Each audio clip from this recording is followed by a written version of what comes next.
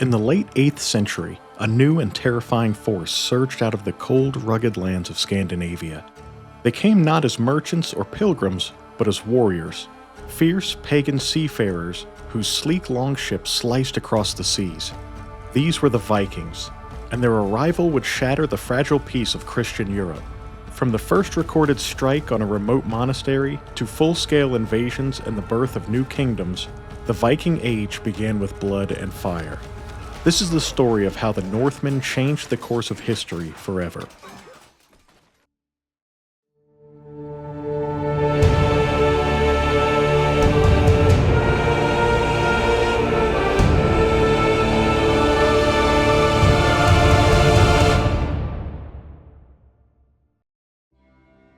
The Vikings were originally known as Northmen, or Norsemen, because they came from the north, what is now Scandinavia, to raid and explore the rest of Europe. These Norse people were a part of a larger mosaic of Viking and Germanic pagan tribes, particularly from areas we now identify as Denmark and Norway.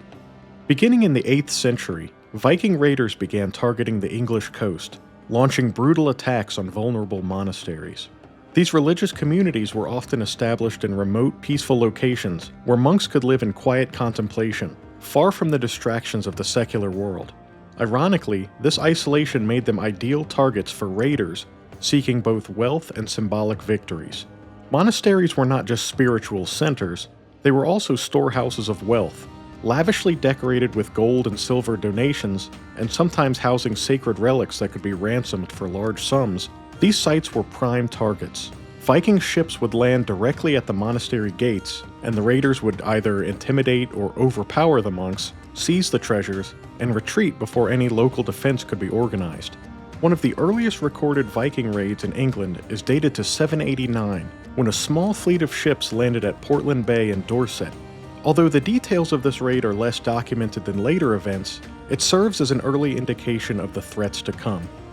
Perhaps the most notorious early raid occurred in 793 on the island of Lindisfarne.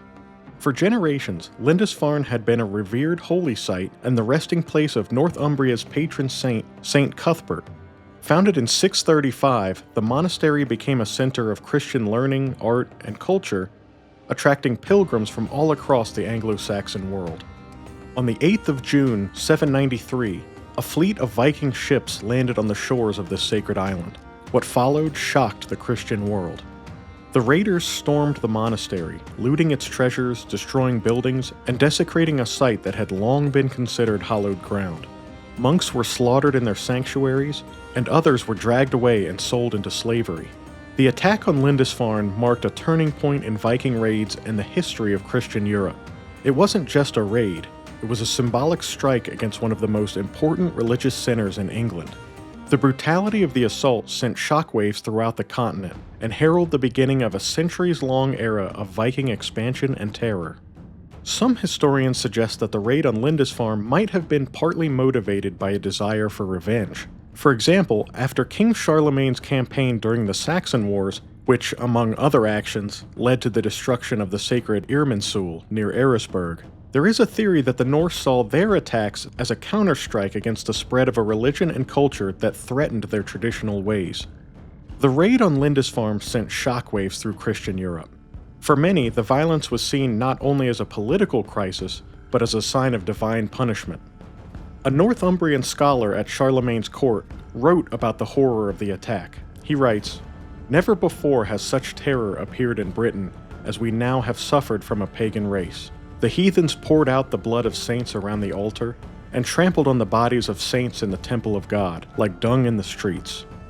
His words capture a profound spiritual trauma that the raid inflicted on the contemporary Christian world. In the years that followed, Viking incursions into the British Isles became more frequent and organized. Although the monastery at Lindisfarne was eventually rebuilt, its fall forced changes in defensive strategies across Anglo-Saxon England. Fortifications were strengthened, coastal defenses improved, and rulers began to treat the Viking threat with a renewed urgency. The raid on Lindisfarne in 793 was only the beginning. Over the next several decades, Viking raiding intensified and spread far beyond Northumbria.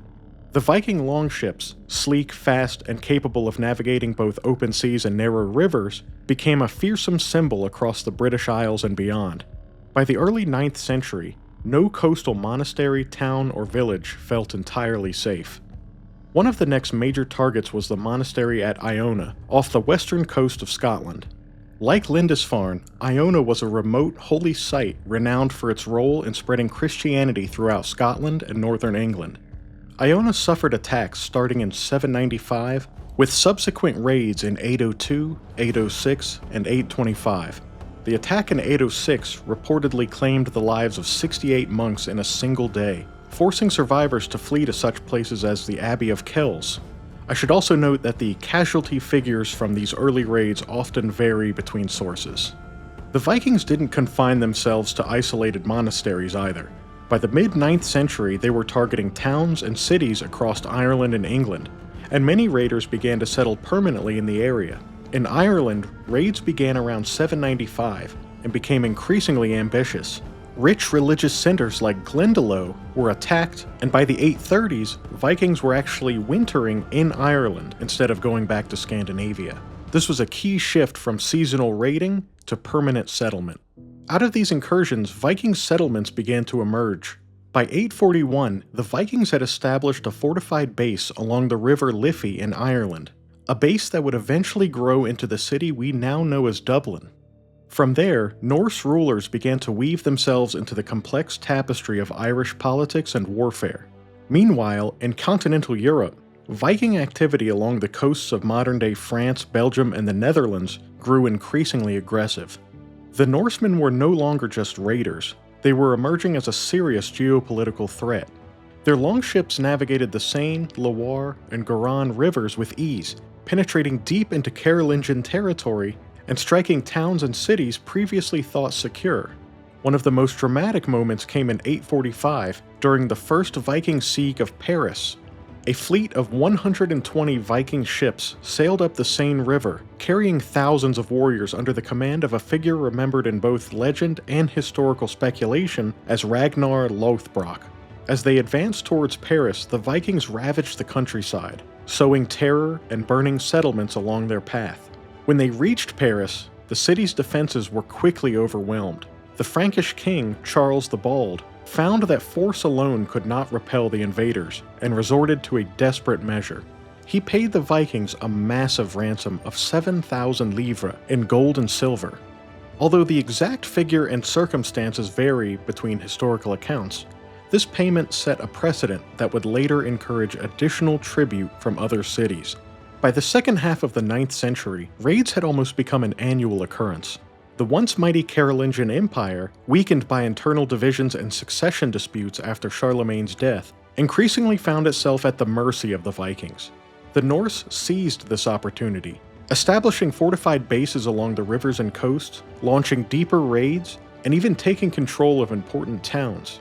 By the mid-9th century, the nature of Viking involvement in England took a new dimension. In 865, a massive coalition of Viking warriors arrived on the eastern shores, not merely to raid, but to conquer. Anglo-Saxon chroniclers later referred to this formidable force as the Great Heathen Army, a name that would echo throughout English history. This army is believed to have included warriors from various parts of Scandinavia, Denmark, Norway, possibly even Sweden, and they were brought together under a loose command. Traditional accounts name its leaders as Ivar the Boneless, Halfdan Ragnarsson, and Ubba, figures often connected to the legendary Ragnar Lothbrok.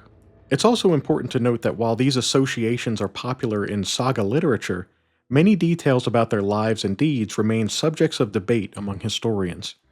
The army first landed in East Anglia, where, lacking the strength to mount organized resistance, local leaders initially opted to buy peace, offering horses and supplies to secure temporary safety. Once equipped with mounts and mobility, the army turned its attention to the Kingdom of Northumbria. At the time, Northumbria was embroiled in a civil war between rival claimants, King Ella and King Osbert. Taking advantage of this instability, the Great Heathen Army captured York, one of England's major cities, in 866. Although attempts were made to retake the city, the resulting battles proved disastrous for the Northumbrians. Anglo-Saxon accounts record that King Ella met a grisly end, allegedly by the execution method known as the Blood Eagle, a claim that remains highly contested among modern historians. With York under their control, the Vikings established a stronghold in the north. Over the next several years, the Great Heathen Army advanced further south, systematically targeting the remaining Anglo-Saxon kingdoms. Mercia, East Anglia, and Wessex all came under increasing pressure. In 869, the Vikings returned to East Anglia and killed King Edmund, later canonized as Saint Edmund, after he refused to renounce Christianity or submit to Norse rule. By 871, the Great Heathen Army had swept through much of Anglo-Saxon England, leaving only Wessex as the last unconquered major kingdom. Here, however, the Vikings encountered a formidable opponent. The newly crowned King Alfred of Wessex, though young and initially inexperienced at warfare, soon emerged as a resourceful and determined leader. After enduring early defeats and even taking refuge in the marshes of Athelney, King Alfred regrouped and launched a stunning counteroffensive. In 878, King Alfred achieved a decisive victory at the Battle of Edington, forcing the Viking leader Guthrum to surrender. But Alfred's victory went beyond the battlefield. The subsequent negotiations resulted in the Treaty of Wedmore, under which Guthrum agreed to withdraw from Wessex, convert to Christianity, and settle his followers in the eastern and northern regions of England. This treaty not only secured Alfred's reign in Wessex and southern England, but also laid the groundwork for the Danelaw, which was a vast area where Norse laws, customs, and languages would take root. While the Vikings had long been feared as marauders, this agreement marked their transformation into settlers, farmers, and even rulers. In defending his kingdom and forging peace, Alfred earned his enduring title, Alfred the Great. By the end of the 9th century, the Vikings had irrevocably altered English history. The Great Heathen Army had left its mark on the Anglo-Saxon kingdoms, and the Treaty of Wedmore established the Danelaw as a lasting legacy of Norse influence. However, the Viking saga did not end there. In the 10th century, figures such as Sweyn Forkbeard would rise to further challenge and reshape the Anglo-Saxon kingdoms. Their journeys, from feared raiders to established monarchs, offer yet another chapter in the dramatic saga of Viking influence over England. What became of the Danelaw as Norse influence evolved? How did the transformations from ruthless raiders to kings and rulers unfold? The answers to these questions lie in the centuries that followed, a period marked by the rise of great Viking kings, intense struggles for the English throne, and a cultural clash that reshaped Europe. Stay tuned for the next chapter in the Viking saga, where the story of conquest, kingdoms, and the battle for the future of England continues.